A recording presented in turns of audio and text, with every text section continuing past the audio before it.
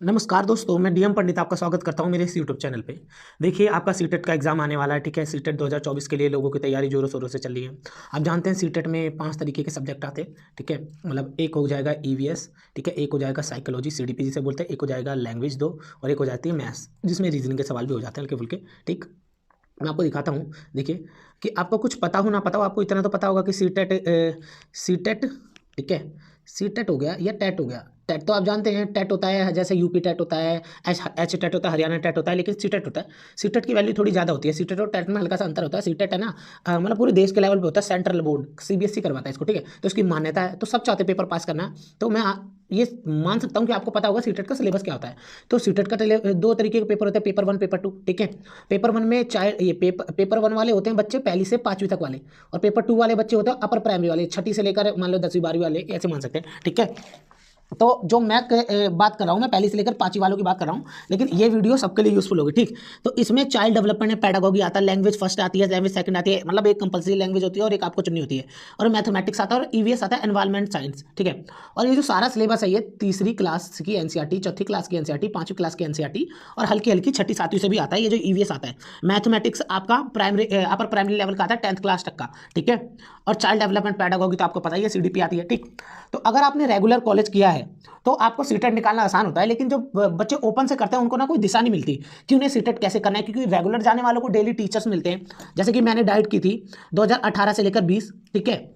केशवपुरम में दिल्ली में 9 डाइटें, उसमें से एक मेरी थी, ठीक है। सरकारी वाले में मेरा नाम आया था, ठीक। तो मुझे एक्सपीरियंस था, ठीक। तो मैंने जो सीटेट पास किया, वैसे मैं इस पर वीडियो बना दूंगा मैंने सीटेट पास कैसे किया। तो सीटेट जो मैंने पास किया ना, उस समय थोड़ी फाइनेंशियल कंडीशन सही नहीं थी, तो मैं फैक्ट्री में काम कर रहा था, तब मैंने पेपर दिया था, ठीक है। तो मेरे को जो पहले से ज्ञान था ना, मतलब कि रेगुलर जाते जाते कॉलेज, और बस मैंने यूट्यूब पे वीडियो देख ली थी और नॉर्मली पढ़ लिया था। ऐसा नहीं था कि सीटेट के लिए मैंने कुछ एक्स्ट्रा पढ़ाई करी हो, या मैं उसको बैठ के सीटेट के बारे में पढ़ता था। मैं जॉब कर रहा था और साथ साथ में मतलब ऐसे ही खाली टाइम में वीडियो देख लेता था, ठीक। तो उसमें मैं पास हो गया, समझ आ रहा है। और मेरे 120 प्लस नंबर आए थे सीटेट में, भी बता दूंगा, मेरे को याद नहीं, 127 या 122 ऐसे करके नंबर थे। तो वो ऐसे आ गए थे बस पीछे की पढ़ाई के कारण, ठीक। लेकिन वो पीछे की पढ़ाई भी पढ़ी हुई थी, जैसे आप लोग हो तो आप लोगों को पढ़ना पड़ेगा, ठीक है। तो मैं आपको है ना एनवायरमेंटल साइंस कराऊंगा, ईवीएस, जिसके अंदर जीके जीएस, एनवायरमेंटल साइंस, थोड़ा भूगोल, थोड़ी हिस्ट्री, थोड़ी राजनीति, सब कुछ आती है, ठीक है। इसमें एनवायरमेंट लिखा है, इसका मतलब ये मत समझ लेना केवल एनवायरमेंट से जुड़ा है, सब कुछ आ जाता है, ठीक। और मैं चाइल्ड डेवलपमेंट की भी वीडियो बनाऊंगा। आशा करता हूं आज की वीडियो आपको अच्छी लगेगी। तो सीटेट में अगर आपको ईवीएस में 30 में से 30 नंबर लाने हैं ना, देखो 30 में से 30 आए या ना आए, लेकिन 30 में से 28 से कम तो किसी कीमत पे नहीं आएंगे। अगर आप ये वीडियो देख लेंगे 28 से कम नहीं आएंगे, क्योंकि सब पेपर 30 नंबर के, इसमें से सारे सब्जेक्ट 30 नंबर के, 3 5 15 150 नंबर का पूरा पेपर होता है। 150 में से आपके अगर 130 आ गए ना, तो समझिए आपकी तैयारी बहुत अच्छी है। और इसके बाद जब आप केवीएस का देंगे या डीएसएसबी का देंगे या यूपी का कोई टीचिंग का एग्जाम देंगे, तो आपको में ये फायदेमंद होता है। ऐसा नहीं कि केवल सीटेट के लिए फायदेमंद है। तो चलिए मैं वीडियो चालू करता हूँ टाइम ना वेस्ट करते हुए, ठीक। तो आशा करता हूँ आप वीडियो को पसंद करेंगे, ठीक है। तो सीटेट 2024 के लिए हमसे जुड़िए अगर आपका मन करे। चलिए पहले क्वेश्चन पे चलते हैं, ठीक।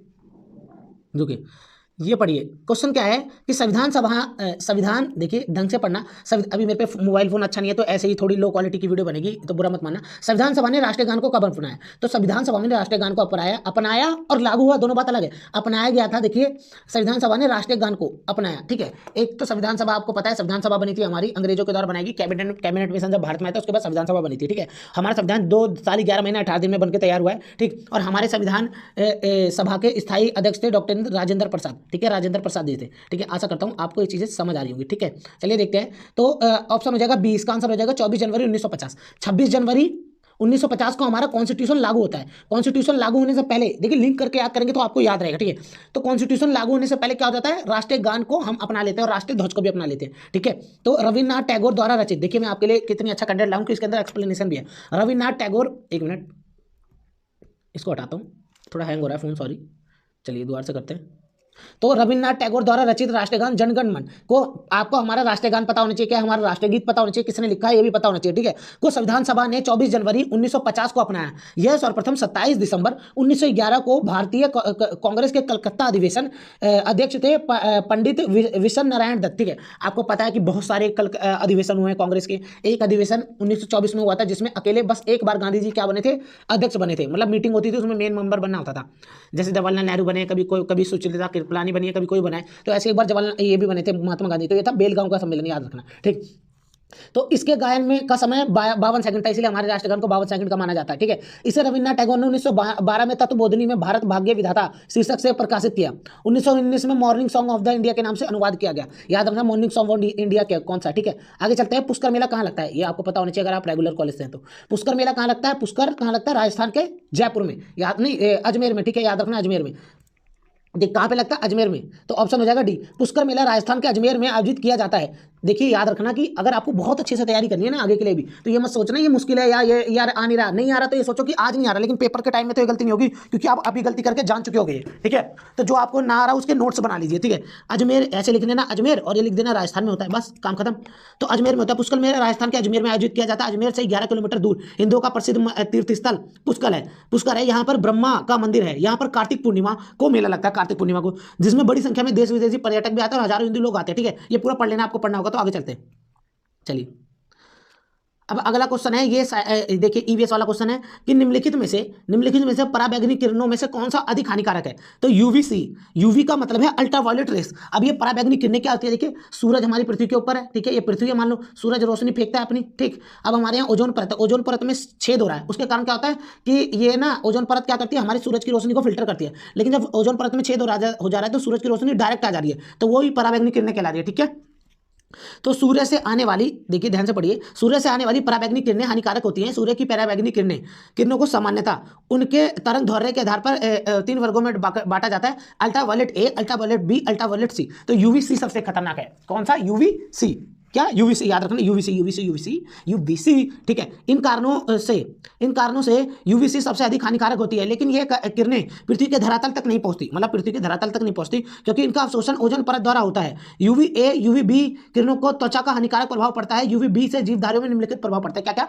जीन परिवर्तन हो जाता है, जैसे जीन्स होते हैं ना हमारे, जीन्स मतलब पैंट मत समझना, जीन्स मतलब है जो हमारे डीएनए है। ठीक है, वो जीन्स परिवर्तित हो जाते हैं, त्वचा का कैंसर होता है, प्रतिरक्षा तंत्र कम होता है, मतलब हम कमजोर हो जाते हैं, है ना, पौधों में वृद्धि में रुकावट होता है, और मोतियाबिंद होता है, और सनबर्ग नाम का रोग होता है। सनबर्ग क्या है, रोग है। ठीक है, हमारी त्वचा जलती है इसके अंदर। देखिए निम्नलिखित में से कौन सा जैव मंडल का अजैविक घटक है। देखिए 2 तरीके के घटक होते हैं जैव मंडल में, एक होता है अजैविक, एक होता है जैविक। याद रखिएगा क्या, जैविक। ठीक है, देखिए आपके लिए मेहनत कर रहे हैं, अगर आपको समझ ना आए या समझ आए तो प्लीज कमेंट करके बताइएगा। ठीक है, कि इससे मेरे को मोटिवेशन मिले और मैं अगली वीडियो और भी ज्यादा अच्छी बनाऊं आपके लिए। ठीक है, निम्नलिखित में कौन सा जैव मंडल का अजैविक घटक है। अजैविक मतलब जिसके अंदर जीवन नहीं है, जीवन समझते हो ना, जीवन, तो जिसके अंदर जीवन है वो जैविक, जिसके अंदर जीवन नहीं है अजैविक। तो अजैविक कौन सा है, कवक, प्रोटीन, मृदा, फास्फोरस। मृदा को भी हम क्या मानते हैं, जैविक। मतलब इसमें पूछा गया कि अजैविक घटक नहीं है, तो घटक नहीं है, एक होगा जो जिंदा होगा। प्रोटीन क्या है, मरा हुआ है। मृदा क्या है, मरी हुई है। फास्फोरस क्या है, मरा हुआ है। लेकिन कवक क्या है, कवक, लाइकेन, कवक, एल्गी, नाम तो सुना ही होगा आपने। ठीक है, तो कवक जैव मंडल का अजैविक घटक नहीं है। यह अत्यंत महत्वपूर्ण जैविक घटक है जो प्राय उत्पादक तथा उपभोक्ता की मृत्यु के पश्चात उनके शरीर का अपघटन करते हैं, इनको कवक कहते हैं। ठीक है, इनसे निर्मित साधारण पदार्थों द्वारा अपना भोजन एवं ऊर्जा प्राप्त करते हैं। ठीक, ये साधारण पदार्थों से अपना भोजन और ऊर्जा प्राप्त करते हैं। चलिए अगले क्वेश्चन पर चलते हैं। गिर सेर परियोजना अवस्थित है। गिर कहाँ पे है, अब याद रखना, इसको याद करवा देता हूँ। एक बंदा गया गुजरात में और गिर गया, गा से गुजरात, गा से गिर, गा से गुजरात, गा से गिर, गा से गुजरात, गा से गिर। जैसे प्रधानमंत्री मोदी जी भी गुजरात से, तो गुजरात से वो क्या गिरे हुए। ठीक है, मान लो ये याद करने के लिए भाई, गिर सेर परियोजना गुजरात, याद रखना। ठीक है, तो एशियाई, और ये एशियाई शेरों का घर कहलाता है। ठीक है, गिर एशियाई शेरों का घर कहलाता है। उपमा से प्रसिद्ध किया गया। गिर अभ्यारण्य 1973 में राष्ट्रीय उद्यान को स्थापित किया गया। गिर परियोजना केंद्र सरकार की मदद से चलाई जाती है। ठीक है, यह परियोजना गुजरात के जूनागढ़ जिले में स्थित है, याद रखना। ठीक है, और ये एशियाई शेर पाए जाते हैं यहाँ पे, पूरे भारत में एशियाई शेर गुजरात के गिर में पाए जाते हैं। WWF से आसे है, WWF, WWE मत सोचना, वर्ल्ड वाइड WWE लड़ाई वाली, ये है वर्ल्ड वाइड फंड। ठीक है, याद रखना, वर्ल्ड वाइड, W से वर्ल्ड, W से वर्ल्ड, W से वर्ल्ड, W से वाइड, वर्ल्ड वाइड फंड। ठीक है, ये भी नहीं है, ये भी नहीं है, अच्छा ये WWF है। देखिए 2 चीज होती है, एक तो वर्ल्ड वाइड फंड भी होता है और वर्ल्ड वाइल्ड लाइफ फंड है। लेकिन ये हम पढ़ रहे हैं क्या, ईवीएस के अंदर पर्यावरण से जुड़ी हुई चीजें ज्यादा पढ़ते हैं, तो इसलिए हम तुक्के में लगाना है, हमें answer C, world wildlife fund. मतलब कि जो दुनिया में जैसे UNO है, IMF है, WTO, अलग अलग संस्थाएं ना अलग अलग काम करती हैं, तो वर्ल्ड वाइड फंड क्या करता है, पर्यावरण के लिए पैसे को इकट्ठा करता है। ठीक है, तो WWF से आसे है वर्ल्ड वाइड फंड। विश्व वन्य जीव कोष सन 1962 में के सहायक संगठन विश्व के रूप में, मतलब WWF की स्थापना की गई। उसका मुख्यालय क्या है, स्विट्जरलैंड में। ठीक है, और इसका प्राकृतिक चिन्ह क्या है, विलुप्त प्राणी जॉइंट पांडा। जॉइंट पांडा होता था पहले किसी जमाने में, जैसे आज के जमाने में कुछ चिड़ियाएं बची है ना, कल शायद नहीं होंगी, पर प्रदूषण के कारण मर जाएंगी बेचारी, तो ऐसे ही है ना, पहले होता था जॉइंट पांडा, वो आज के जमाने में नहीं होता, पहले होता था। ठीक, गंगा नदी के बारे में पढ़ते हैं। चलिए, गंगा नदी निकलती है अरावली, गंगोत्री, लद्दाख और मिलाप। अब देखिए, जैसे गुजरात का क्या लगाया था, गा से गिर गुजरात, गा से गिर, ऐसे ही गंगा का क्या है, गा से गंगा, गा से गंगोत्री। ठीक है। संस्कृति का महत्व गंगा की दृष्टि से संस्कृति में, भारत की संस्कृति में गंगा का महत्व क्या है, बहुत है। संस्कृति का महत्व की दृष्टि से गंगा भारत की सबसे महत्वपूर्ण नदी मानी जाती है और भारत की सबसे उत्तरी, भारत की सबसे लंबी नदी भी है। गंगा का उद्गम उत्तराखंड के उत्तरकाशी जनपद के 3900 मीटर की ऊंचाई में स्थित गौमुख के निकट। देखिए, अगर पेपर में गौमुख आए ना गंगोत्री नाम, तो गौमुख लगा देना आपको। ठीक है। तो गंगोत्री हिमानी ग्लेशियर से निकलता है। यह यहाँ इसे भागीरथी कहलाते हैं। मतलब जहां से निकलती है वहां से गंगा नहीं कहती। गंगा यहाँ से निकली है, गंगोत्री है मान लो। ठीक है। यहाँ से गंगा नहीं होगी, यहाँ से आगे आएगी आएगी आएगी आएगी आगे क्या होगा कि यहाँ इसे भागीरथी कहते हैं। देवप्रयाग में भागीरथी अलकनंदा से मिलती है। ये देवप्रयाग, यहाँ भागीरथी, ये भागीरथी जा रही, यहाँ से अलकनंदा से मिल गई। ठीक है। इसके बाद दोनों संयुक्त को गंगा कहते हैं, फिर इस धारा को गंगा कहते हैं। याद हो गया होगा, आशा करता हूँ। ठीक है। यह भारत की सबसे लंबी नदी है, 25 किलोमीटर के। याद रखना, 25 25 25 25 25। ठीक है। कैसे याद करोगे, 25 25। ठीक है। 5 का स्क्वायर 25, तो गंगा को क्या बोलोगे, 25 25 है भाई, गंगा तो 25 है। ठीक है। 2525 किलोमीटर की है, 25 25 गंगा है। ठीक है। इतनी लंबी है, जो भारत की 5 राज्यों उत्तराखंड, उत्तर प्रदेश, झारखंड, बिहार, पश्चिम बंगाल से होकर गुजरती है। भाई ये ना सीटेट में जरूर पूछा जाता है, मैप से जुड़ा हुआ क्वेश्चन। तो ये देखो, मैप से जुड़ा हुआ क्वेश्चन है कि गंगा कौन कौन से राज्य से निकलते हैं, तो 5 राज्य याद रखना, 5। ठीक है। पश्चिम बंगाल में इसको फरक्का के नाम से जाना जाता है। बांग्लादेश में प्रवेश करती है, इसे पद्मा के नाम से जाना जाता है। ठीक है। बांग्लादेश में ये ब्रह्मपुत्र से मिलती है और इसकी धारा मेघना कहलाती है। ठीक है। जैसे ये पश्चिम बंगाल से है ना, बांग्लादेश के अंदर घुसी, तो बांग्लादेश में घुसते ही इसका नाम क्या हो जाता है, पद्मा। फिर ये पद्मा है ना, यहाँ से ब्रह्मपुत्र नदी में मिलती है, फिर इसका नाम हो जाता है मेघना। याद रखना, देखो कितने सारे नाम है। ठीक है। आशा करता हूँ आप है ना इस वीडियो को ध्यान से देखेंगे, पेपर के लिए बहुत इंपॉर्टेंट चीज़ है। तो भारत में निम्नलिखित में से कौन सी एजेंसी मुख्य रूप से प्रदूषण के मापने से संबंधित है, ग्रीन ट्रिब्यूनल, केंद्रीय प्रदूषण नियंत्रण बोर्ड, या केंद्रीय जल आयोग, या सर्वे ऑफ इंडिया। तो नॉर्मल सी बात है यार, केंद्रीय प्रदूषण नियंत्रण बोर्ड। ठीक है, देख लो चाहे। ठीक है। इसका आंसर सॉरी, इसका आंसर ये है नहीं, लेकिन मैंने बता दिया, इसका आंसर यही होगा। ठीक है। अब ऊपर वाला आंसर पढ़ते हैं। कोटोपैक्सी एक जागृत ज्वालामुखी है जो अवस्थित है। कोटोपैक्सी, ठीक है। देखो, ज्वालामुखी से जुड़ी हुई चीज भी पूछते हैं, तो कोटोपैक्सी का है एंडीज पर्वत श्रृंखला में। एंडीज समझते हो ना, जैसे एक हिमालय पर्वत श्रृंखला है, पर्वत की श्रृंखला है हिमालय, हमारे भारत में पड़ता है। ठीक है। नेपाल भारत में पड़ता है। ठीक। ऐसे कोटोपैक्सी क्या है, कोटोपैक्सी ज्वालामुखी है, वो क्या है, एंडीज पर्वत में पड़ता है। एंडीज पर्वत है ना, तो उसके अंदर पड़ता है कोटोपैक्सी ज्वालामुखी। कोटोपैक्सी क्या नाम रखेंगे, एंडीज, बैंडीज। ठीक है। Andes Andes Andes Andes Andes Andes. ठीक है। ऐसा याद कर लो कि आप है ना वो आपको पेटीज खाने जानी है, एंडीज से पेटीज पेटीज पेटीज पेटीज, या तो एंडीज के अंडे खाने जाने हैं आपको, अंडे अंडे अंडे, और अंडे दूर मिलने हैं तो क्या करोगे, ऑटो पकड़ लोगे। तो ऑटो या टैक्सी, तो ऑटो या कोटो या पैक्सी। ठीक है। कोटो पैक्सी तो याद हो गया होगा आपको, आशा करता हूँ। तो एंडीज पर्वत श्रृंखला में क्या है, कोटोपैक्सी ज्वालामुखी है। ठीक है। ऐसे ही अपना सबसे बड़ा और ज्वालामुखी कहाँ है, बैरन ज्वालामुखी है, याद रखना। ठीक है। अंडमान निकोबार में। कोटोपैक्सी एक जागृत सक्रिय ज्वालामुखी है। यह विश्व का सबसे ऊंचा ज्वालामुखी है। दक्षिण अमेरिका के महाद्वीप के इक्वाडोर में एंडीज पर्वत श्रृंखला में। तो दक्षिण अमेरिका मानते, ये उत्तर अमेरिका, ये दक्षिण अमेरिका। दक्षिण अमेरिका में क्या जगह है, इक्वाडोर, वहां पे क्या है, एंडीज पर्वत श्रृंखला, ऐसे करके। ठीक। तो वहां पे क्या है, कोटोपैक्सी। तो अंडे खाने के लिए हमें क्या लेनी पड़ेगी, टैक्सी। ठीक। तिब्बत की नदी, देखो तिब्बत की नदी संगपो नदी भारत में किस नाम से जाना जाती है, तो संगपो नदी को भारत में ब्रह्मपुत्र कहते हैं। ठीक है। ये भारत का नक्शा मान लो। ठीक है।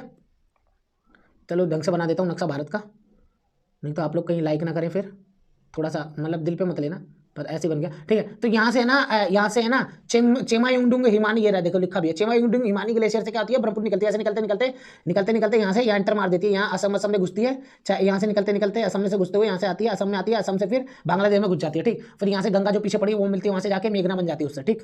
तो तिब्बत की नदी भारत में ब्रह्मपुत्र के नाम से जानी जाती है। ब्रह्मपुत्र विश्व की सबसे बड़ी नदियों में से एक है। यह तिब्बत के मानसरोवर झील के निकट चेमायुंगडुंग ग्लेशियर हिमानी से निकलती है। चेमायुंगडुंग ग्लेशियर, ब्रह्मपुत्र को तिब्बत में सांगपो या संपू, तिब्बत की भाषा में पवित्र करने वाली नदी। तो सांगपो का मतलब क्या, पवित्र करने वाली नदी। इसकी कुल लंबाई 2580 है, और गंगा की कितनी थी, 25 और 25, याद रखना। ठीक है। गंगा की थी 25 25। ठीक है। और इसकी 2580 है, गंगा से लंबी है, लेकिन भारत में छोटी है। भारत में केवल 1346 किलोमीटर की है। इसकी सबसे बड़ी नदी द्वीप समूह माजुली इस नदी पर स्थित है। एक सवाल आता है कि माजुली कहाँ है, ब्रह्मपुत्र नदी पे क्या है, नदी द्वीप है, छोटा सा द्वीप है। ठीक है। उसको बोलते हैं माजुली द्वीप। तो ये पूरे दुनिया का सबसे बड़ा द्वीप है। एक है हमारी ब्रह्मपुत्र नदी पे। ठीक है, याद रखना। घास भूमि क्षेत्र के परितंत्र की खास श्रृंखला में सबसे उच्चतर स्तर के उपभोक्ता है। मतलब जो घास भूमि क्षेत्र के परितंत्र की खास श्रृंखला में सबसे उच्चतर स्तर के उपभोक्ता है, कौन सा उपभोक्ता है, शाकाहारी, जीवाणु, मांसाहारी या मांसाहारी शाकाहारी। तो इसका आंसर हो जाएगा बी, मांसाहारी। ठीक है। जो घास भूमि क्षेत्र है ना, घास भूमि मतलब ये जंगल मान लो यार। ठीक है। तो घास भूमि जो होते नहीं है, बहुत बड़े बड़े घास के मैदान होते हैं, सफारी होते हैं, जहाँ पे शेर वगैरह रहते हैं, उसकी बात हो रही है। घास भूमि क्षेत्र के जंगली जानवर वाली जगह है। घास भूमि क्षेत्र के परितंत्र की खास श्रृंखला के सबसे ऊपर के उपभोक्ता। तो मान लो घास भूमि क्षेत्र है, मतलब सवाना का वो है, डेजर्ट। ठीक है। वहाँ पे शेर, हाइना वगैरह रहते हैं। ठीक है। तो वो मांसाहारी है। मांसाहारी है ना, और वो सबको खा लेते हैं ना, तो इसलिए सबसे ऊपर की श्रृंखला में आएंगे। देखो जैसे घास के उत्पादक है, उसके बाद टिड्डा इसको खाता है, फिर टिड्डे को मेंढक खाता है, फिर मेंढक को सर्प, सर्प को गिद्ध मांसाहारी खाता है या शेर खा लेता है, समझ आया? तो गिद्ध सबसे ऊपर होता है, गिद्ध तो शेर को भी नहीं छोड़ेगा, ठीक है। तो श्रृंखला में सबसे ऊपर का मतलब है सबसे टॉप पे बैठा वो सबको खा सकता है, मतलब इसको खाने वाला उसके ऊपर है, उसको खाने वाला उसके ऊपर, उसको खाने वाला ऊपर उसके ऊपर, और सबसे ऊपर वाले को सबसे ऊपर ही माना जाता है, ठीक। जैसे ये चित्र देख लो, देखो ये चित्र देखते ही आपको समझ आ जाएगा। ये टिड्डा है, टिड्डा प्राथमिक उपभोक्ता है, इसको मेंढक खा ले रहा है। और सबसे पहले क्या है, घास उगती है, घास को खाने वाला टिड्डा, टिड्डे को खाने वाला मेंढक, मेंढक को सांप खा लेता है, सांप को अंतिम उपभोक्ता कौन, बाज खा लेता है। बाज को कबक जैसे अपघटक है ना, इसको गला देते हैं, जब ये मर जाता है तो इसको सड़ा देते हैं और मिट्टी में मिला देते हैं, ठीक। नोट, इलाहाबाद हाईकोर्ट ने इस प्रश्न का उत्तर सी माना है, जरा देख लें सी माना है तो क्या सी में क्या है। इलाहाबाद हाईकोर्ट ने, अच्छा जीवाणु को माना है, हाँ देखो बहुत सारे लोग कंफ्यूज हो जाएंगे कि इलाहाबाद हाईकोर्ट ने जीवाणु को माना है, क्योंकि सबसे ऊपर तो जीवाणु होते हैं, लेकिन ये घास भूमि स्थल की बात हो रही है भैया। घास भूमि स्थल में हम जो घास के एरिया वहाँ पे जीवाणु को थोड़ी ढूंढेंगे, हम तो नॉर्मल समझते हैं ना कि मांसाहारी शेर है, हम ये थोड़ी सोचते हैं कवक घूम रहे होंगे वहाँ पे जो शेर को खा जाएंगे मरने के बाद, ठीक।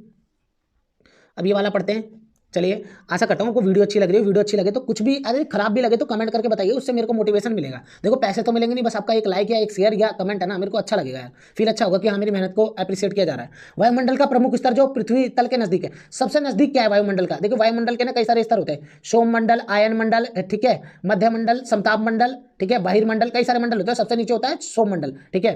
तो आंसर हो जाएगा बी। सोममंडल वायुमंडल की प्रमुख स्तर है जो पृथ्वी तल के नजदीक है। यह मंडल जैव मंडल परिस्थिति तंत्र के लिए सर्वाधिक महत्वपूर्ण है, क्योंकि सारी मौसमी संबंधी घटनाएं यही होती है, सोममंडल के अंदर होती है, ठीक है। और जैसे कोहरा, आंधी, तूफान, बादल, मेघ गर्जना आदि इसी मंडल में घटित होता है, इसलिए इस मंडल में वायुयान उड़ने का आदर्श नहीं पाया जाता, इसलिए सोममंडल में कभी क्या नहीं उड़ता, एरोप्लेन इससे ऊपर उड़ता है, इसलिए एरोप्लेन जब उड़ता है तो उसके नीचे बादल दिखते हैं, ठीक है। इस मंडल में तापमान के ऊंचाई के साथ 1 किलोमीटर पर 65 डिग्री सेल्सियस से घटता जाता है, ठीक है। आशा करता हूं आप समझ रहे होंगे। चलिए आगे आ जाते हैं हम। देखिए याद रखना ईवीएस का मतलब केवल ये मत सोचना कि केवल आपका ये पर्यावरण से जुड़े क्वेश्चन है, ऐसे क्वेश्चन भी आएंगे जो नॉर्मल चलते हैं, फेमस है देश दुनिया में, ठीक है। संयुक्त राष्ट्र संघ की स्थायी परिषद में कितने सदस्य हैं? तो 5 स्थायी सदस्य हैं, रसिया, ब्रिटेन, फ्रांस, चीन, ठीक है। जो भी शक्तिशाली देश है ना सबसे पुराने वो है इसमें, जैसे अमेरिका है, रूस है, ब्रिटेन है, फ्रांस और चीन है। भारत भी आना चाहता है लेकिन चाइना आने नहीं देता, वीटो कर देता है। अब ये सोचिए स्थायी सदस्य होने का फायदा पता क्या है कि देखिए संयुक्त राष्ट्र सुरक्षा परिषद में संयुक्त राष्ट्र संघ का मुख्य अंग है और एक प्रकार के संयुक्त राष्ट्र संघ मतलब यूएनओ की कार्यपालिका है। इसमें 15 सदस्य हैं जिसमें 10 अस्थायी और 5 स्थायी है। सुरक्षा परिषद में 5 स्थायी सदस्य हैं, अमेरिका, फ्रांस, ब्रिटेन, चाइना, और 10 अस्थायी में हमें। जो 5 स्थायी है ना इनके पास वीटो पावर है। कैसी वीटो पावर? तो वीटो पावर का फायदा पता क्या है, कोई भी नियम कानून बनता है ना तो वीटो पावर वाले अगर एक बंदे ने भी कह देना ये नियम कानून मैं नहीं मानता तो वो नहीं बन सकता। मतलब वीटो पावर वाला दुनिया में कोई भी चीज कर सकता है, उसका मतलब यूएनओ के हिसाब से। यूएनओ में मतलब जैसे क्लास में होता है ना मॉनिटर की पावर, तो ऐसे वीटो पावर वाले की पावर है यहाँ दुनिया में यूएनओ में, ठीक है। और भारत के पास नहीं है। भारत तो 10 अस्थायी में जिनका चुनाव होता है, लेकिन 5 ही स्थायी का चुनाव नहीं होता है, हमेशा ही रहते हैं स्थायी। सरिस्का पश्चिम राष्ट्रीय उद्यान कहाँ स्थित है? तो सरिस्का का है राजस्थान में, याद रखना। क्या सरिस्का क्या है? राजस्थान में। अब देखिए गर्मी के मौसम में है ना, आप रिक्शा कब करते हैं? ठंड में या जहाँ गर्मी लगेगी वहाँ, ठीक है। तो पश्चिम बंगाल में इतनी गर्मी है नहीं, गुजरात में इतनी गर्मी है नहीं, असम में इतनी गर्मी है नहीं, राजस्थान में ही है ना गर्मी, तो वहाँ पे रिक्शा करेंगे ना, चलेंगे तो ऐसे याद कर लीजिए सरिस्का, ठीक है। तो सरिस्का राष्ट्रीय उद्यान राजस्थान के अलवर, याद रखना सरिस्का राजस्थान के अलवर, ठीक है, में स्थित है। इसे 1958 के वन्य जीव अभ्यारण्य घोषित किया गया था 1958 में। और इससे पहले गुजरात में क्या था, क्योंकि एक लड़का गया वो गुजरात में गिर गया, याद रखना प्लीज, क्योंकि मैं बहुत मुश्किल से आपको सिखा रहा हूँ ये चीजें, ठीक है। तथा 1979 में टाइगर रिजर्व के रूप में प्रोजेक्ट टाइगर में शामिल किया गया, ठीक है। 1973 में याद रखना प्रोजेक्ट टाइगर चालू होता है और 1992 में प्रोजेक्ट हाथी चालू होता है और उसके आसपास ही प्रोजेक्ट वो घड़ियाल भी चालू किया जाता है, मतलब इन सारे जानवरों को बचाने के लिए। पारिस्थितिकी तंत्र में ऊर्जा का मुख्य स्रोत क्या है? सूर्य का प्रकाश, आरएनए, एटीपी या डीएनए? अरे यार पारिस्थितिकी तंत्र में एटीपी के रूप में तो हमारे शरीर में ऊर्जा इकट्ठी करी जाती है, ठीक है। आरएनए तो डीएनए, आरएनए ये तो हमारे शरीर में होता है, लेकिन पारिस्थितिकी तंत्र में बोल रहा है हमारे शरीर में तो हम ही है ना, हमारा शरीर तो केवल हमारा है ना, जानवर वगैरह पेड़ पौधों का तो नहीं है ना, ठीक है। पारिस्थितिकी तंत्र में ऊर्जा का मुख्य स्रोत क्या है? जैसे डीएनए है, आरएनए ये तो हमारे शरीर में, एटीपी हमारे शरीर को ऊर्जा दे रहा है, लेकिन ये पारिस्थितिकी तंत्र की ऊर्जा हमारे शरीर से थोड़ी जानवरों को मिलेगी या पेड़ पौधों को मिलेगी? तो सूर्य का प्रकाश, जिससे पूरी धरती को ऊर्जा मिल रही है, ठीक है, ठीक। तो पारिस्थितिकी तंत्र में ऊर्जा का मुख्य स्रोत सूर्य का प्रकाश है। सूर्य का प्रकाश पृथ्वी के पारिस्थितिकी तंत्र की ऊर्जा का एकमात्र स्रोत है। यह पृथ्वी पर जीवन को संचालित करता है, अतः इसे पारिस्थितिकी तंत्र का प्रेरक बल भी कहा जाता है। मतलब ये मोटिवेशन देता है पूरी धरती को। सूर्य से तो मोटिवेशन है, सूर्य नहीं होगा तो कहाँ से पेड़ पौधे, कहाँ से खाना, कहाँ से खेती, ठीक है। तो हरे पौधे प्रकाश संश्लेषण द्वारा भोजन बनाते हैं तथा कोशिकीय श्वसन करते हैं, जिसके फलस्वरूप ऊर्जा उत्पन्न होती है। सभी जीवों के लिए सूर्य की रोशनी आवश्यक है और सौर ऊर्जा अंतिम ऊर्जा है। ठीक है, अब चलिए इसका आंसर है ना आप कमेंट में देना। एग मार्क संबंधित है, शायद इसका पता हो। बाकी कल फिर दोबारा से हम 15 क्वेश्चन या 20 क्वेश्चन की सीरीज करेंगे और आपका सीटेट का पेपर है जो जुलाई में, उससे पहले आपको मजा आ जाएगा। गारंटी है आपके 30 में से 30 ना ला पाऊं, लेकिन 30 में से 28 से कम तो नहीं आएंगे आपके किसी भी कीमत में। ठीक है, तो आशा करता हूं इसका देखिए आंसर दे देना आप एग मार्क वाले का। ठीक है, एग मार्क का संबंध किससे होता है, एग मार्क क्या होता है, इसका कमेंट में उत्तर देना। तो सीटेट के पेपर के लिए प्लीज यार हमें सपोर्ट करें, हम आपके लिए अच्छी अच्छी वीडियो बनाएंगे और आपके लिए ऐसी चीजें का प्रोवाइड कराएंगे। ठीक है, आपको कोई भी चीज क्वारी करनी है तो कमेंट कर दीजिए, मैं आपको हर चीज का उत्तर दूंगा, सिलेबस का तैयारी का। ठीक है, तो सीटेट के लिए इसी तरह की तैयारी के लिए हमसे जुड़ते रहें, हम आपकी मदद करेंगे। धन्यवाद दोस्तों। अगर आपको वीडियो अच्छी लगी हो, कुछ भी अच्छा लगा यार, मैंने खुद सीटेट पास किया यार और हवाबाजी में पास कर लिया है। ठीक है, क्योंकि मैं रेगुलर में था। ठीक, थोड़ा बहुत ये नहीं बोलूँगा पढ़े बिना हो जाएगा, लेकिन पढ़ना पड़ेगा। तो आपसे आशा करता हूँ आप मेरी बात समझ रहे होंगे। बाकी धन्यवाद, चलते हैं दोस्तों, नमस्ते, टाटा, बाय बाय। आपका दिन मंगल में हो, आपके परिवार वाले खुश में रहे। धन्यवाद।